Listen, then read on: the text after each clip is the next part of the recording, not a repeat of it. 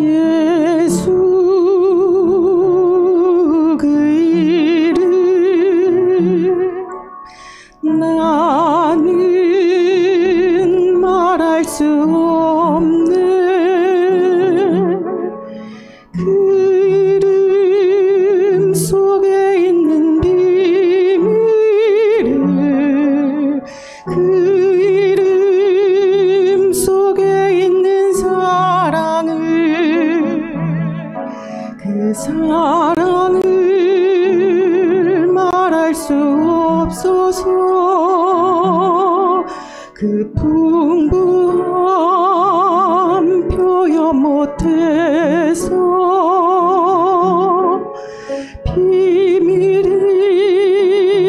되었네. 그 이름 비밀이 되었네. 사람들 그 이름 건축자의 버린 돌처럼 버렸지만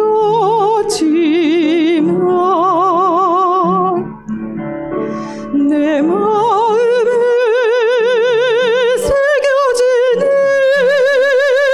이름은 아름다운 보석, 내게 있는 귀한 비밀이라. 내 마음에 숨겨진 기쁨, 예수 그 이름 나는 말할 수 없네. 그 이름의 비밀을, 그 이름의 사랑을,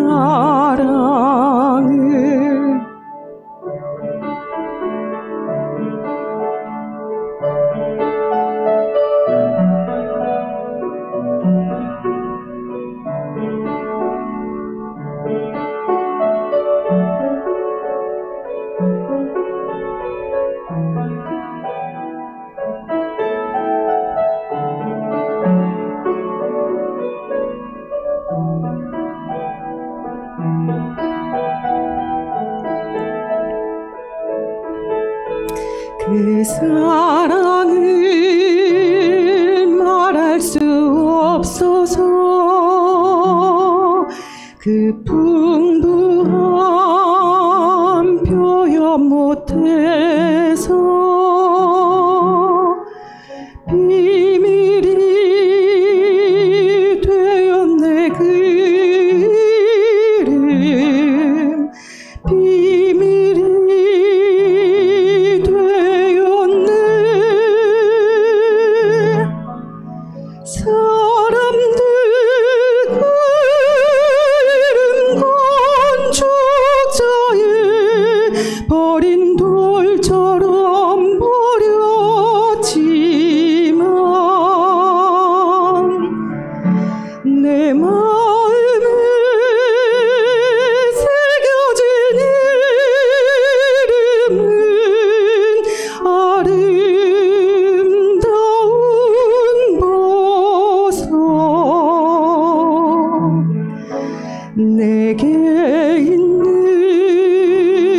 귀한 비밀이라. 내 마음에 숨겨진 기쁨, 예수 그 이름 나는 말할 수 없네. 그 이름의 비밀을, 그 이름의 사랑을,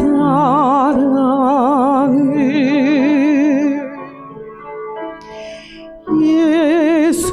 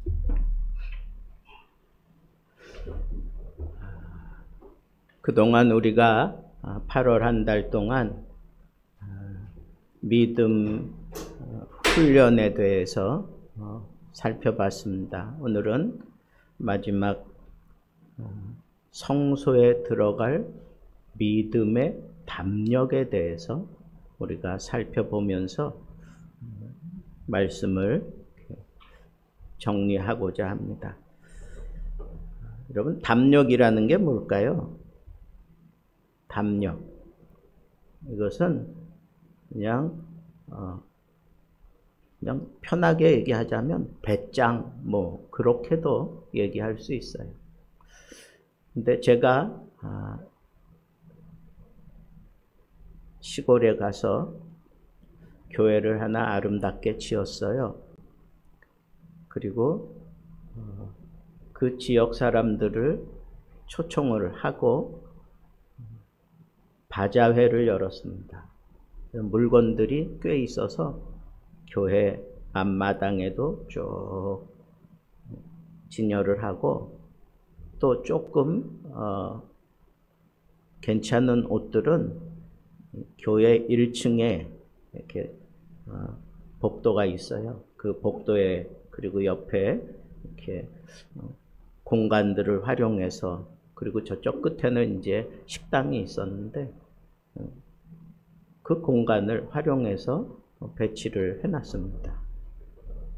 사람들이 많이 왔어요. 뭐 북적북적 대기도 하고. 그래서 제가 그 동네 아주머니들 같아서 저 안에 들어가시면 더 좋은 옷들이 많이 있다고 들어가서 보시라고. 우리 1층에 올라가면 계단을 올라가고, 그 다음에 1층이 있고, 이제 2층으로 올라가면 2층에 이제 본당이 있었는데, 사람들이 웬일인지 그 마당에 있는 것만 이렇게 뭐 살펴보고 구입을 하고, 그 안에 더 좋은 것들을 많이 이렇게 챙겨놨는데 그쪽으로 안 들어가는 거예요. 그래서 제가 막 억지로 그냥 막 데리고 가려고 그러니까 막 기겁을 해요. 기겁을 하고 막 뻗땡기고 그러는 거예요. 결국은 그 사람들 들어가지 못했어요.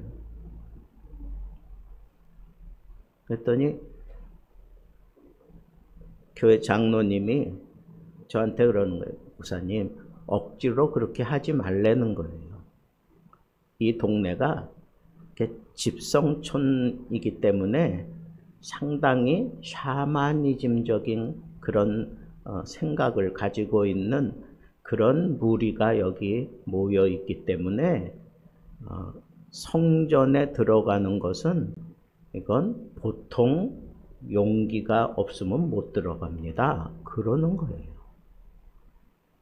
저는 그런 거 처음 봤어요.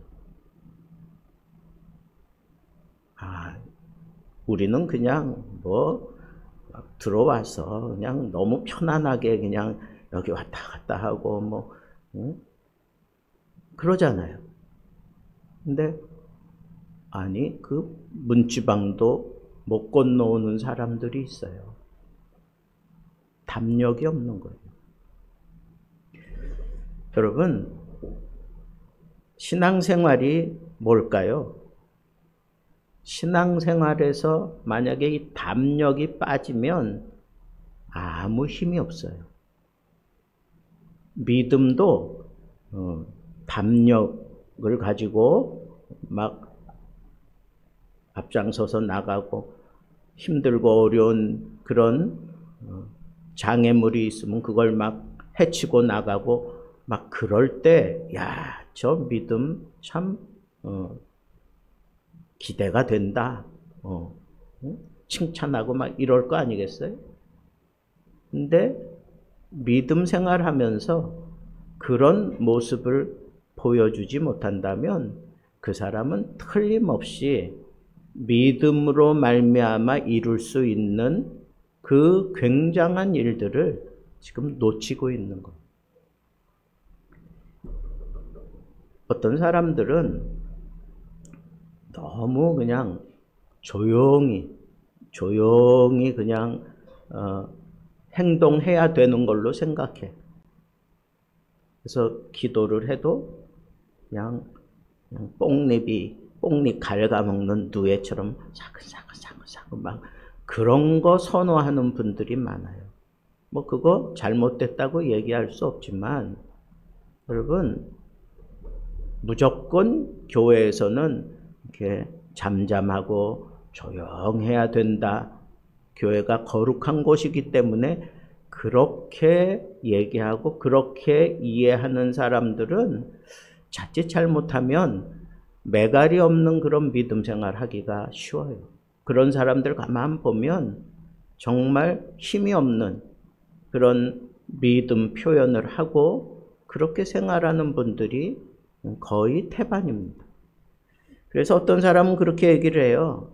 신앙이 뭐냐?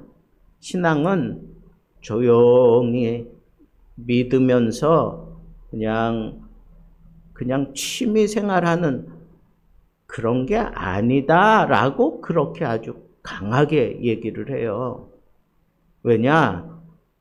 믿음이라는 게 우리 속에 들어오면 나를 그냥 가만 놔두지 않아요.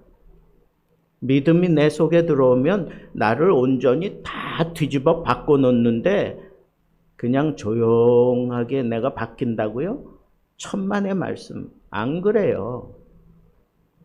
믿음이 나를 뒤집어 놓을 때는 세상에 그렇게 조용하고 세상에 정말 목소리도 그냥 개미만하게 내는 사람이 이 믿음이 들어와서 그 사람을 바꾸는 기도를 막 시킬 때는요, 뭐 천장이 떠나가도록 막 그냥 싸우자고 하는 식으로 막 그렇게 역사를 해요.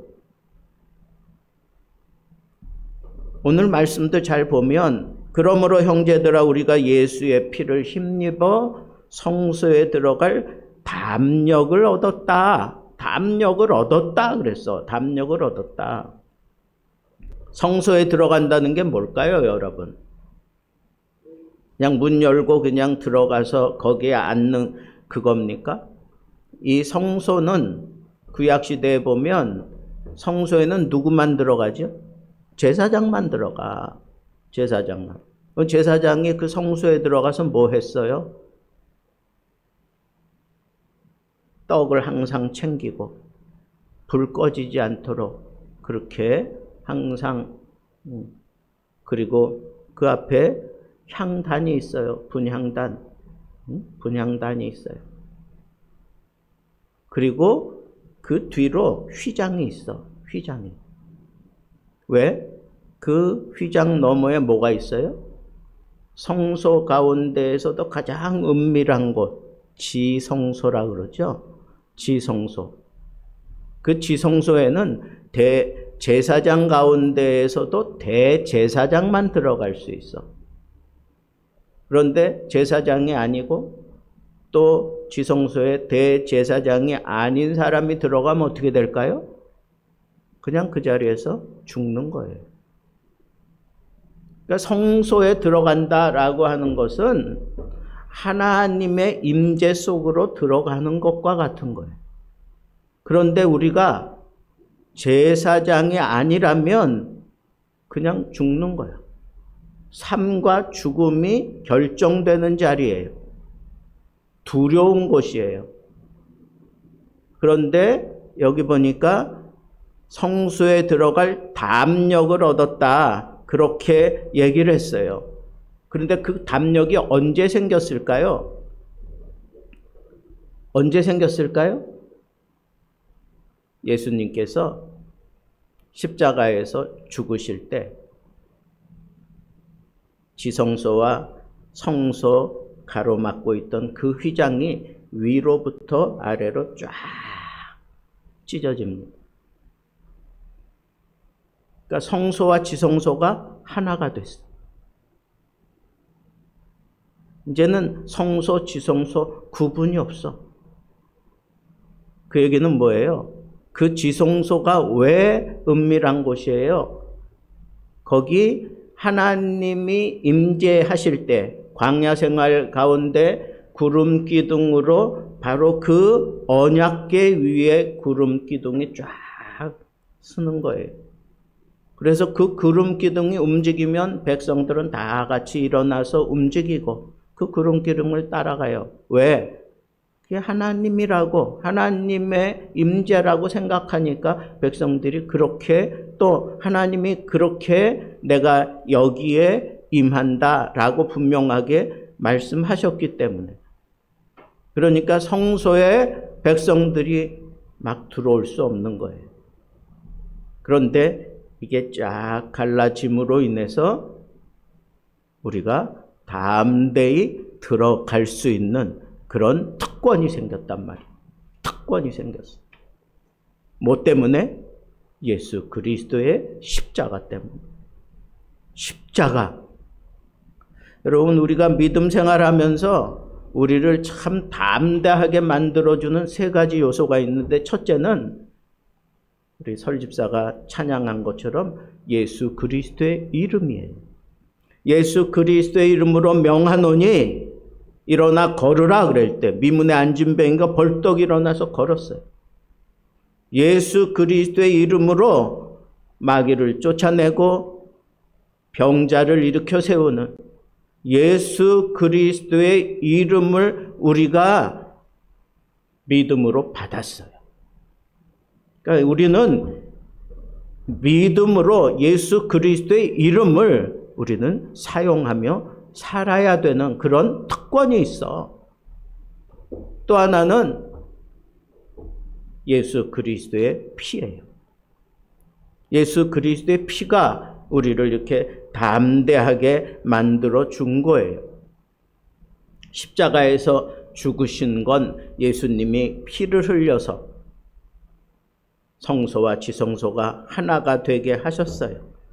그런데 오늘 말씀해 보니까 예수님께서 그렇게 죽으실 때 그 길은 우리를 위하여 휘장 가운데로 열어놓으신 새로운 살 길이라, 그렇게. 새로운 살 길. 여러분, 그러니까 우리는 이제 새로운 길을 걸어 들어가서 살아야 되는 거예요. 그 담대함이 어디에서 있어요? 예수 그리스도의 피 때문에. 예수 그리스도의 피를 의지하고 우리가 새롭게 새로운 살 길을 살아가는 그런 능력을 우리가 발휘하며 살게 되는 거예요. 또 하나는 뭘까요? 십자가의 능력이에요. 여러분, 인생에게 있어서 가장 곤란한 게 뭐예요? 죄예요, 죄. 그런데 그 죄를 바로 이 십자가, 우리의 정과 욕심, 그리고 이 모든 죄를 이 십자가에 못 박아 버렸노라, 그렇게 로마서에 고백하고 있어요. 이 십자가, 이건 희생을 얘기하는 거고, 예수 그리스도의 희생, 예수 그리스도의 증거예요. 내가 너희들을 사랑한다. 내가 생명을 바쳐서 너희들을 사랑한다 라고 하는 약속이기도 해요. 그것이 바로 십자가예요. 그러니까 이 십자가 의지하고 내가 능력 있는 모습으로 살아갈 수 있다는 거예요. 그러니까 이런 것들을 아주 강력하게 내가 누리고 내가 또 채울 수 있는 자리가 어디냐? 바로 이 성소예요. 성전이에요. 성전이라. 더 이상 하나님께 나아가는 길이 막혀 있지 않습니다. 예수 그리스도의 피로 새로운 살 길이 열렸어요. 문제는 뭐예요? 내가 그 성소에 들어가느냐 아니면 들어가지 않느냐, 거기에 문제가 있다는 겁니다. 그 담력이라는 게 뭐예요? 담력의 본질이 뭐냐? 이건 자격이 아니라 피에 근거한 확신이에요. 확신. 예수 그리스도의 피 때문에 내가 들어갈 수 있다라고 하는 그런 확신이 생긴다는 거예요. 그 확신이 바로 담력이에요. 우리가 성소에 들어갈 수 있는 자격이 있습니까? 우리는 너무 추한 죄인이잖아요. 우리의 어떤 능력과 우리의 어떤 공로로 십자가 능력으로 씻어내기 전까지는 우리의 능력으로 우리의 공로로 하나님 앞에 나아갈 수가 없어요. 하나님께 나아가자 그랬어요. 그 얘기는 뭐예요? 성소에 들어가는 것은 하나님께 나아가는 그런 믿음의 행위를 얘기하는데 이게 죄인이 그렇게 하나님께 나갈 수 없어요. 뭔가 의지하고 우리가 하나님 앞에 나아가야 되는데 여전히 우리는 죄 가운데 머물러 있고 이 추한 세상의 모습을 뒤집어 쓰고 살기 때문에 사실 하나님 앞에 나아갈 수 없어요. 나아갈 수 있는 그런 능력도 없어요. 그런데 나아갈 수 있는 유일한 방법은 뭐예요? 예수 그리스도의 피 공로 의지하고 나아가는 거예요. 담대하게, 오히려 담대하게 나아가는 거예요. 예수님이 우리에게 생명을 주시기까지 우리를 사랑하신 그 증표가 뭐예요? 그게 피 흘림이잖아. 그게 십자가잖아. 그러니까 예수님이 나를 위하여 피 흘려서 하나님의 사람으로 만들어 주셨기 때문에 하나님 앞에 나아갈 수 있는 그런 능력이, 특권이 우리에게 생겼다는 거예요. 나의 착감 때문이 아니라, 나의 어떤 공로 때문이 아니라 예수 그리스도의 피 때문에 우리는 하나님 앞에 나아갈 수 있는 거예요. 근데 많은 사람들이 착각해. 담력은 뭐 그냥 배짱같이 생각하고 뻔뻔하게 막 그냥 들이미는 거라고 생각하는데 전혀 그거 아닙니다. 예수를 믿는 담대함이에요. 그래서 이 믿음의 담력이 얼마나 중요한가? 하나님께 나아갈 수 있는 그런 특권이 바로 이 믿음의 담력인데, 여러분, 이 믿음의 담력으로 꼭 해야 되는 세 가지가 오늘 본문 속에 나옵니다. 첫째는 마음의 뿌림을 받는다. 이 피뿌림을 받는다. 왜? 악한 양심으로부터 벗어나기 위해서. 오늘 본문이 그렇게 얘기를 해요. 많은 사람들이 죄책감에 무너지는 사람들이 많습니다. 그래서 나는 안 돼. 뭘 해도 나는 안 돼. 나같이 이렇게 추한 모습으로 내가 어떻게 그런 일들을 할 수 있어. 이 죄책감에 사로잡혀서 사는 사람들이 많아요. 그런데 여러분, 하나님께서 우리에게 주신 예수 그리스도의 피로 말미암아 주신 이 담대함은 이 죄를 이긴 능력이기 때문에 이 죄책감을 우리가 완전히 정복하고 사는 거예요. 비록 내가 또 다시 나가서 세상의 정욕에 무너지고 또 죄를 지을지라도 여러분, 하나님이 언제나 우리를 품어 안아 주실 것을 기대하고 하나님께 나아갈 수 있는 특별한 은혜를 내가 예수 그리스도의 피로 말미암아 가졌다고 하는 이 담대함을 가지고 하나님 앞에 나아가는 거다. 그런 얘기예요. 두 번째는 내가 이렇게 믿음의 담력을 따라 산다라고 하는 것은 믿음의 고백을 하고 그 고백을 굳게 잡고 살라는 거예요. 또 약속하신 이는 믿으시니 우리가 믿는 도리의 소망을 움직이지 말고 굳게 잡을 것이요. 굳게 잡을 것이요. 요즘 청년들, 직장인들, 세상은 끊임없이 우리를 유혹합니다. 뭐라고 유혹합니까? 교회 다녀서 뭐하냐? 차라리 돈 벌어라. 그 시간에 내 인생을 엔조이해라. 뭐 그런 식으로 유혹을 합니다. 여러분, 믿음의 담력이 없으면 이런 세상의 유혹이 파고들 때 내가 흔들려. 내가 무너져요. 이게 참 중요합니다.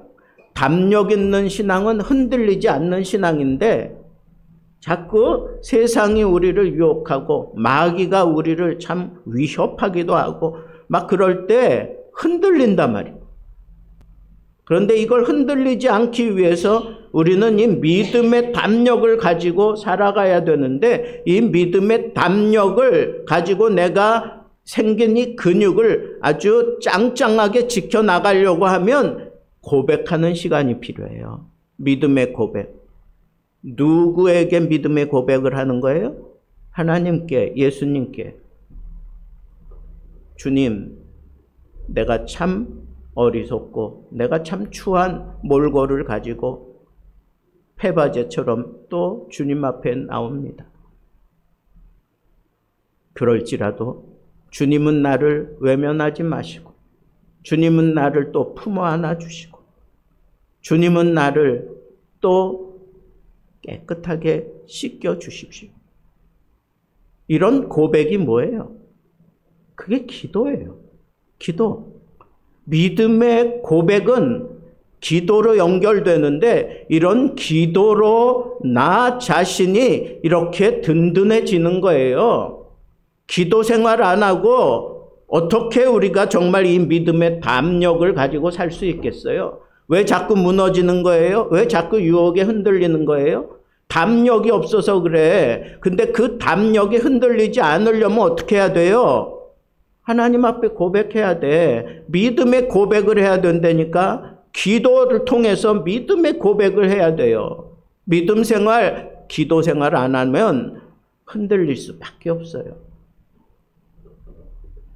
마지막 세 번째는 우리 믿음의 담력을 통해서 이 근육을 튼튼하게 만들기 위해서 24절부터 25절에 보니까 몇 가지 방법을 우리에게 주십니다. 여기 보면 무엇보다도 공동체 훈련에 끝까지 참여하라는 거예요. 공동체 훈련이 뭐예요? 교회 생활을 얘기하는 거예요. 서로 돌아보아 사랑과 선행을 격려하며 모이기를 피하지 말라. 여러분, 피트니스, 운동하는 그 센터 있잖아요. 거기 가면 혼자 하는 사람은 금방 무너져. 왜 그런지 아세요? 여러분들 그 피트니스 이런 데 다녀보셨습니까? 네? 옆에 있는 사람 따라하면 잘못된 근육이 생겨. 그래서 오히려 더 망가지는 경우도 있고.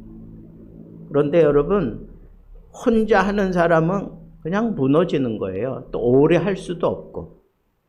옆에서 코치가 잡아주고 격려해주고 또 근육 뭉친 거 풀어주고 이런 것들을 꾸준하게 이 사람이 틀이 딱 잡힐 때까지 그리고 스스로 자기 근육을 키워갈 수 있는 그런 어떤 선까지 올라오도록 그 곁에서 그 코치들이 도와주지 않으면 그냥 무너지는 거예요. 믿음의 담력은 이런 공동체 훈련을 통해서 생기는 거예요. 그래서 어떤 사람은 그렇게 얘기해요. 교회는 편의점이 아니다. 내가 편할 때 들렸다가 필요한 거 얻고 가는 그런 편의점이 아니다. 교회는 영적인 훈련장이다.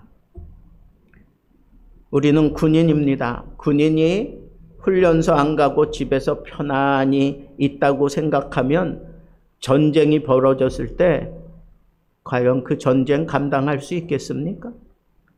마찬가지로 훈련 없는 신앙생활은 전쟁을 대비하지 않는 그런 군인과 같기 때문에 이 교회를 그냥 내 필요를 따라서 그냥 들렀다가 하는 참새 정도 그렇게 생각하는 그런 모습으로 신앙생활에서는 안 된다는 거예요.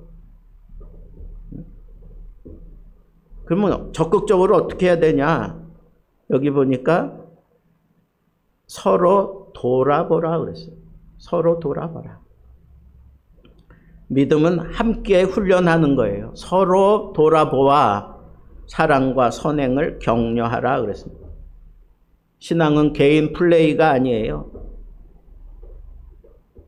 축구도 11명이 함께 뛰잖아요. 군인도 혼자 싸우면 죽습니다. 믿음도 마찬가지예요. 반드시 공동체 안에서 자라게 되어 있어요. 아이, 목사님, 나는 교회 안 가도, 아유, 교회 그냥 시끄럽고, 아유, 그 누구 보기 싫고, 아유, 난 거기 가면 막 그냥, 짜증만 나고, 보기 싫은 사람 때문에 막 그러면서 교회 안 나오겠다는 사람들도 봤어. 근데 여러분, 그래서 혼자 내가 믿음 생활 잘 할 수 있을 것 같죠? 천만의 말씀. 절대로 안 돼. 그래서 칼빈은 그렇게 얘기해. 교회 밖에는 구원이 없다. 아이, 그냥 그렇게까지 얘기해요. 그러니까 내가 믿음 생활을 교회 밖에서 나 혼자 그 믿음을 지키면서 내가 뭘 해보겠다. 그거는 착각이에요. 절대로 그렇게 되지 않아요. 왜 교회라고 하는 이 공동체를 주셨을까요? 하나님께 나아가는 통로인데 이 교회가. 이 교회를 통해서 공동체 생활을 하면서 서로 돌아보고 서로 격려해주고 그러면서 이 근육이 생기는 거예요. 그리고 바울이 아주 중요한 거 하나를 여기 또 얘기합니다. 모이기를 패하지 말아라.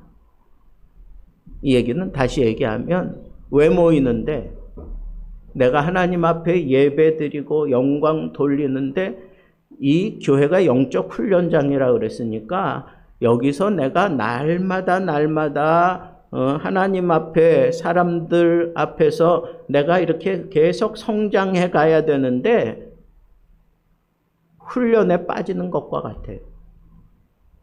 교회를 안 나오려고 하는 사람은 그냥 훈련에 빠지는 것과 같아요.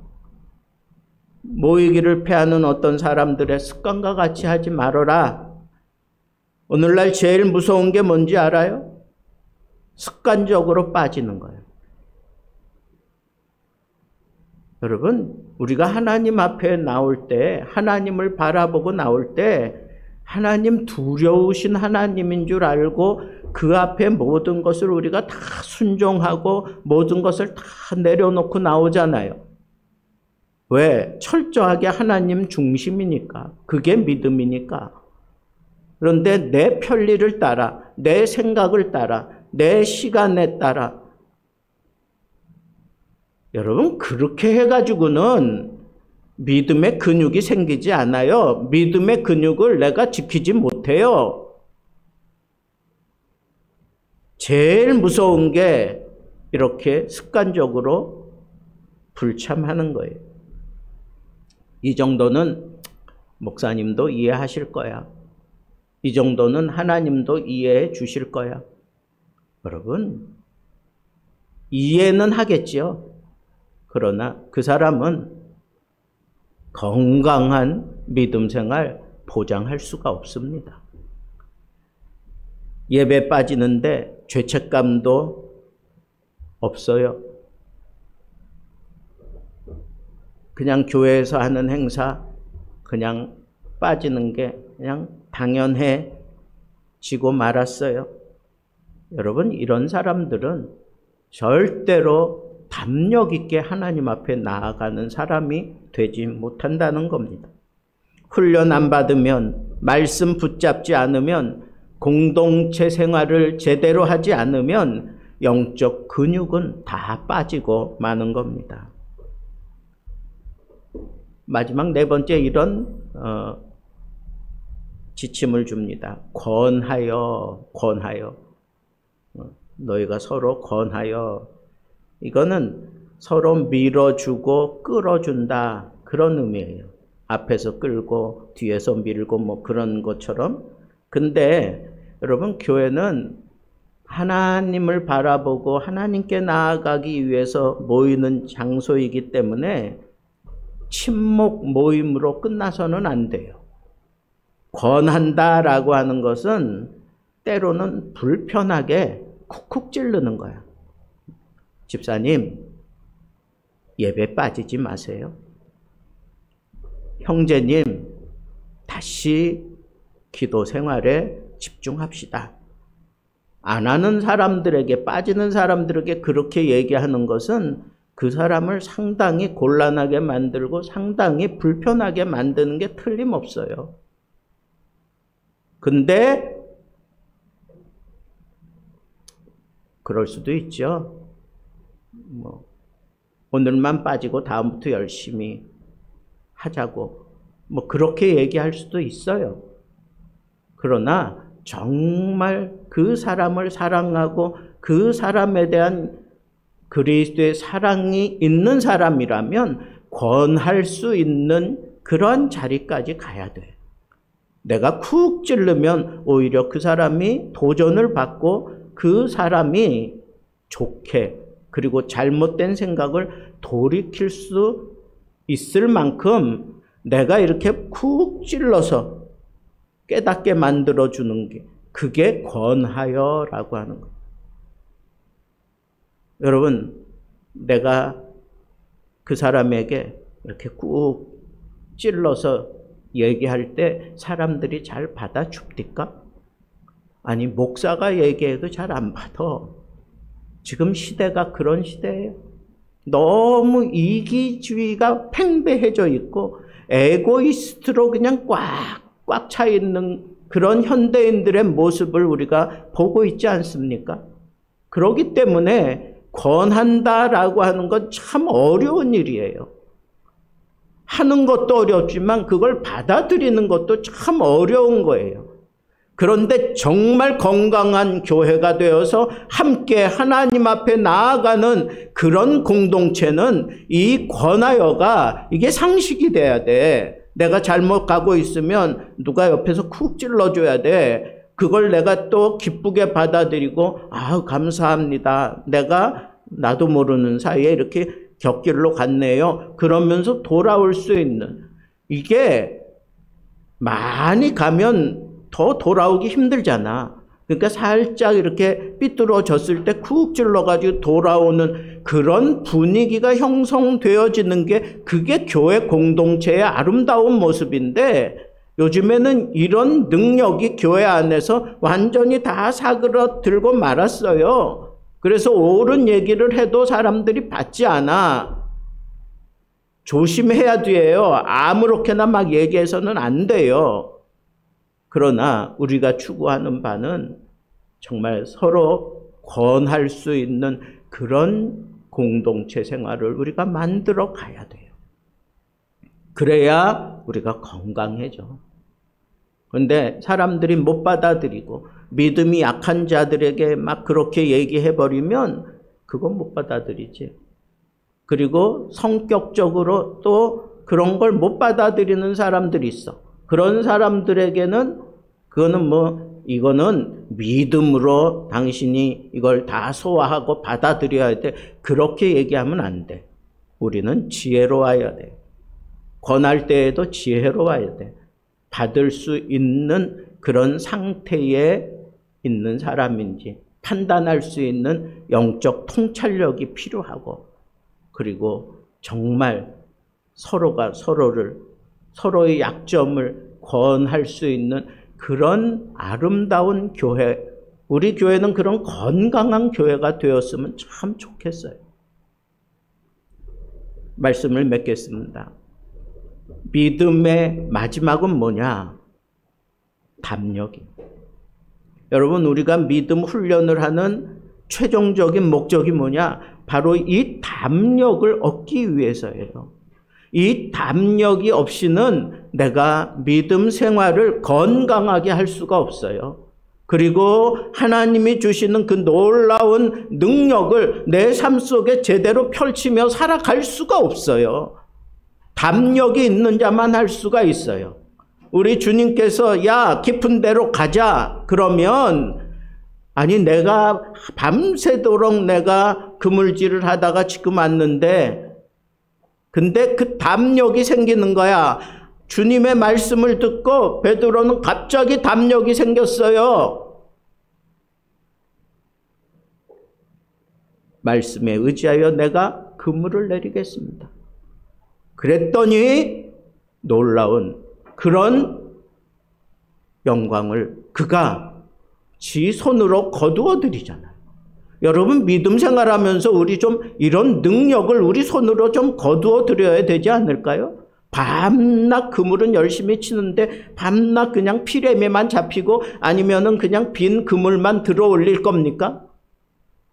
정말 담력 있는 자만이 큰 물로 뛰어들어가서 거기서 하나님의 이적을 보겠다 하는 그런 담력이 우리에게 필요하다고요. 그게 믿음이고 그런 믿음 생활을 우리가 담력을 가지고 풀어가는 거예요.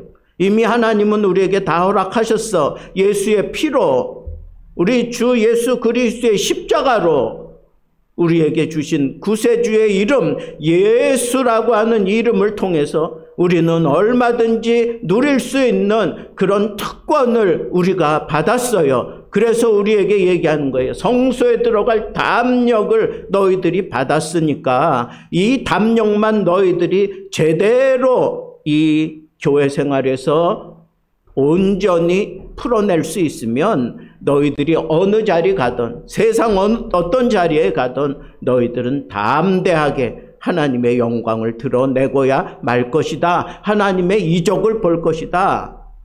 이게 우리가 믿음 훈련하는 최종적인 목적이에요. 여러분 믿음에 담력 있는 사람들 되기를 우리 주님의 이름으로 축복합니다.